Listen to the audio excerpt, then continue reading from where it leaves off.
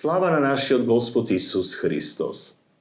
Слушајќи ја параболата за талантите, можеме да си го поставаме прашањето зашто живее човекот, но и ќе го добиеме одговорот кој Христос два пати го дава во ова Евангелие. Имено човекот живее за да слушне, влезе во радоста на својот Господар. Тоа е и нашата конечна цел, да влеземе во радоста Господова. Од тогаш се раѓа едно друго прашање, што точно треба да направам за да ја постигнам таа цел? На прв поглед изгледа едноставно, да ги употребиме талантите што Бог ни ги доверил и да ги умножиме. Но дали е тоа доволно? Која е најважната порака од оваа парабола? Забележуваме дека Исус не сака само да не охрабри со примерите на верните слуги, туку и да не протресе преку судбината на третиот слуга. Најпрво може да не изгледа неправедно. Блудниот син потроши се и му беше простено. А овој го врати до вереното, а сепак беше осуден. Да се запрашаме зошто третиот слуга бил фрлен во крајна темнина.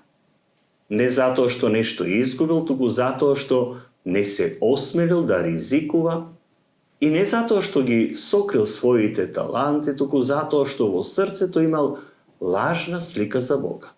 Знаев дека си жесток човек, вели тој. Може би ние така си мислиме. Имаме слика за Бога како да е строг судија кој казнува, наместо отец кој ни верува и не охрабрува да растеме. Втората причина е стравот. Тој ќе каже, се уплашив и отидов да го сокрив твојот талант в земја. Колку пати ние од страв ги закупуваме своите дарови, своите таланти. Колку пати имаме страв да сведочиме за верата на работа, во семејството, во општеството, страв да се вклучиме во животот на парохијата, страв да простиме некому што не повредил, а сепак Христос вели кој сака да го спаси својот живот и го изгуби, а кој ќе го изгуби својот живот заради мене ќе го најде. Затоа прашањето не е колку таланти имам, туку што правам со нив. Колку луѓе имаат прекрасен талент за пеење, а никогаш не појделе в црква за да запеат на литургијата и да му искажат слава на Бога со својот глас. Колку пенсионери имаат слободно време, не го користат за молитва, за волонтирање или за помош во црквата.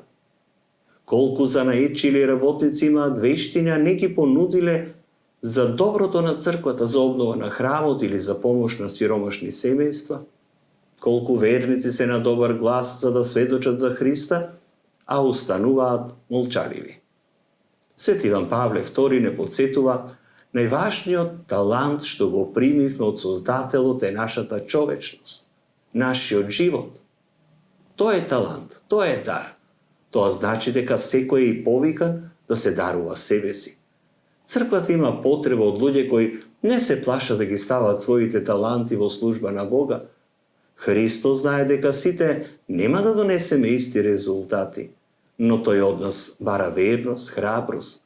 Тие што ризикуваат од љубов кон Бога, ќе ги слушнат зборовите убаво добри и верни слуго, влези во радоста на својот Господар.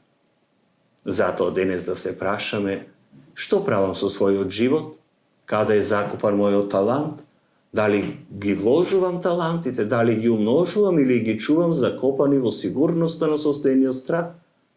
Дали сум подготвен да ризикувам за Христос? Одговорот ќе определи дали нашиот живот ќе заврши во радоста на Господарот или во крајна темнина.